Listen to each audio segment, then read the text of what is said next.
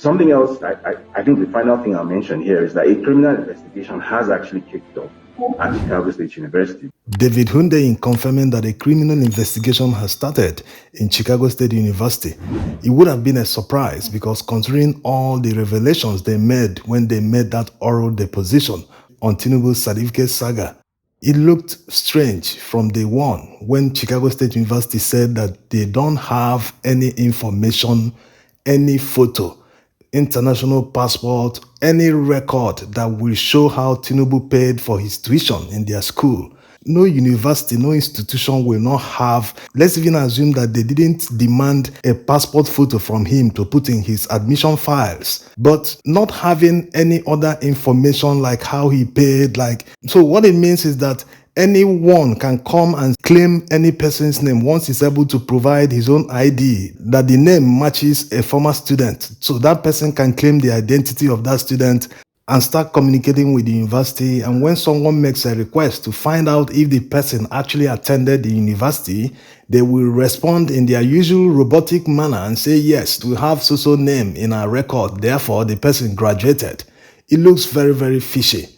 Let's even assume that Chicago State University didn't do anything wrong. After all, there's a presumption of innocence until proven guilty. But how in the world did they not verify the identity and gender of the person they admitted to their school?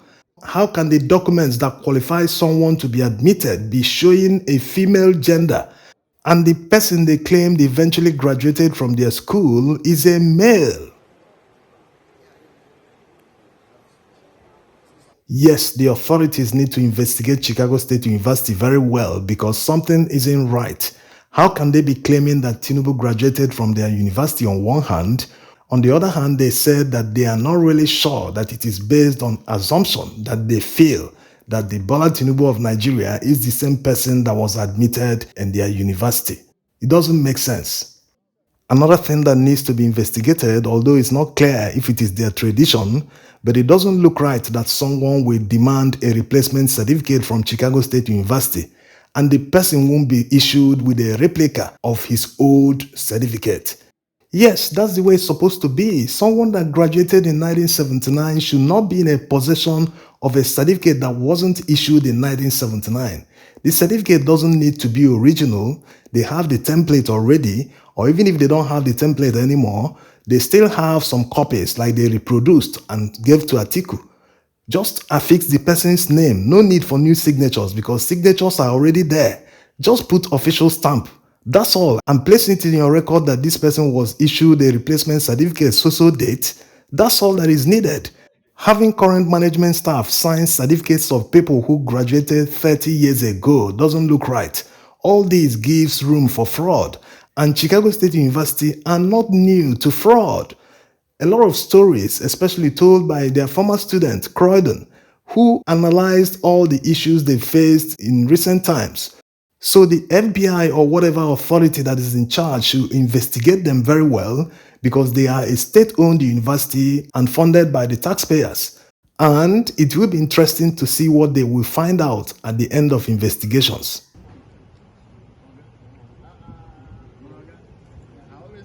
Now, many people might be saying, why are we always talking about Tinubu's certificate forgery? Is there nothing else we can talk about?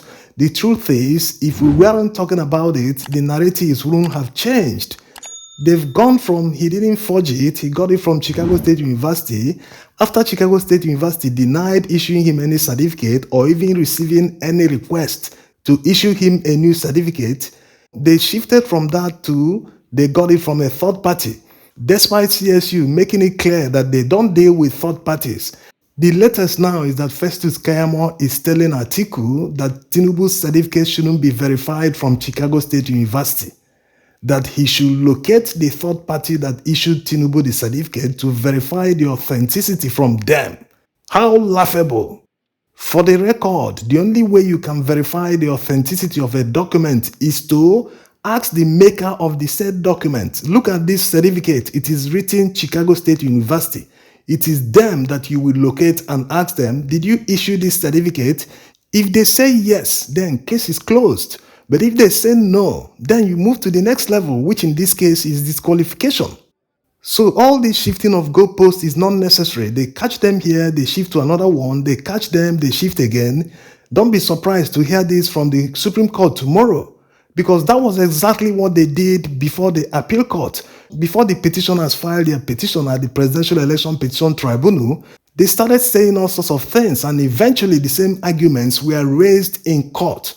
And what happened after? The court upheld everything they said. All their arguments were upheld. So forget about people saying that we should stop talking about the certificate forgery, that we should allow the Supreme Court to make a decision, that we are heating up the polity. The truth is, if they continue changing the narrative and we don't correct that narrative, people will take it as the truth.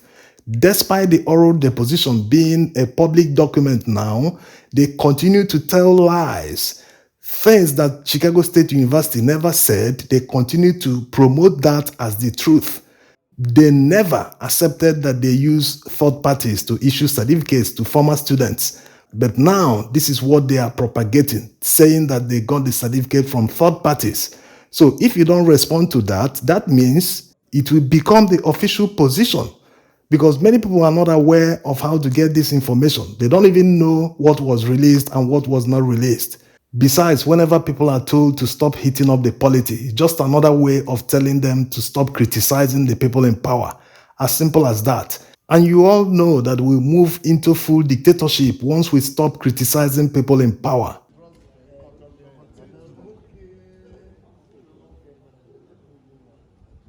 One last thing the US authorities investigating Chicago State University should do for Nigerians is to find out the real owner of the documents Tinubu used to gain admission in Chicago State University. That's assuming he was the one that actually went with these documents to be admitted. They can start from Richard Daley College, because definitely he himself didn't attend that college. They can use the information released by Chicago State University to approach that college, if they are still there, to verify the identity of the person. They can also start with the social security number that is written on the records. If they find that person, it's most likely the person no longer goes by Bola Tinubu. It looks like the person goes with the full name instead of the shortened version, which is Abimbola. Yes, if they do this, Nigerians will be forever grateful to them. It is not the fault of anyone that he decided to run for president. And once someone decides to come out for such a position, the person must be aware that people must dig for information about him, especially someone that you can't find his information beyond 1970. Yes, there's no information about the person called Bola A. Tinubu in Nigeria. You can't find them. You can't find any schoolmate. All the schools he claimed he attended, primary school, secondary school, were all debunked. He was never there. Companies he worked for, he claimed he worked for Deloitte, claiming he earned about $1.8 million. No one knew that these were narcotics proceeds, which he eventually forfeited some of them to the US government.